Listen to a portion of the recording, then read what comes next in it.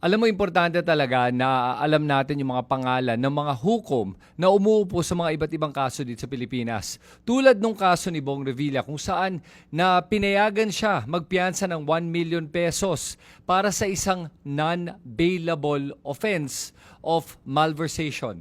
Ngayon, tinignan ko nga kung anong pangalan nitong mga justices na nakaupo sa 3rd Division kung saan nag-grant yung bail ni Bong Revilla. At nalaman natin na out of the 3 justices, yung 2 bumoto para i-grant yung bail ni Bong Revilla. Ngayon titignan natin yung pangalan nitong mga justices na to. At yung isa sa kanila ay si Associate Justice Ronald Moreno. Alam mo, interesting dito, pag tinignan mo yung history ni Ronald Moreno, unang-una, inappoint siya ni Duterte para maging Associate Justice para sa Anti-Graft Court ng Sandigan Bayan. Itong si Moreno ay dating Makati Regional Trial Court Judge. At dito nagtaka talaga ako sa history nitong si Ronald Moreno. Kasi pag tinignan mo, siya din yung judge na nag-acquit kay dating Mayor Elenita Binay of graft and malversation sa issue ng mga overpriced hospital beds and other medical equipment back in 2000 and 2001.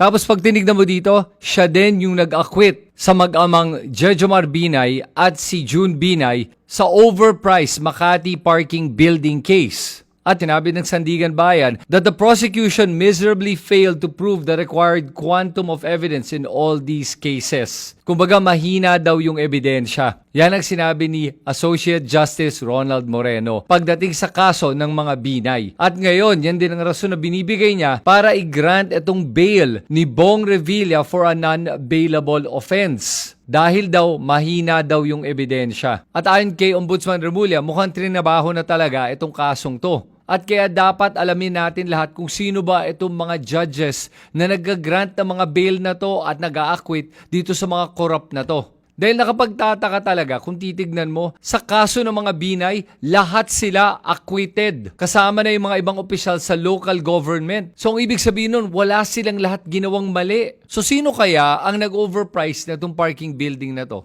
Itong mga medical supplies. Kung lahat naman sila ay inosente. Kaya paano talaga mawawala ang korupsyon dito sa ating bansa? Kung nakikita natin na paulit-ulit nagsasampa ng kaso ang ating mga ombudsman, tapos ang ating mga korte ay pinapawalang sala itong mga korrupt na to.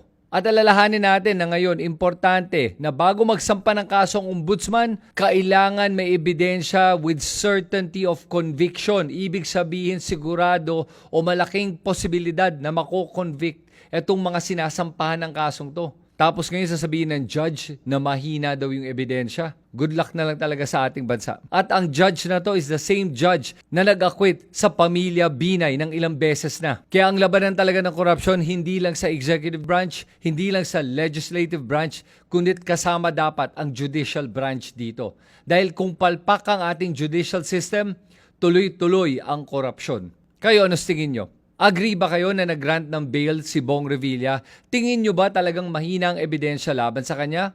O tingin nyo ba tama yung sinabi ni Ombudsman Remulla na tinrabaho na nga itong kaso ni Bong Revilla? Sulat nyo lahat yan sa comment section sa ibaba. At pag nagugustuhan mo yung mga ganitong klaseng videos, huwag nyo kalimutan mag-subscribe sa lahat ng aking mga social media accounts. Salamat sa inyo lahat. Ito si Kristan.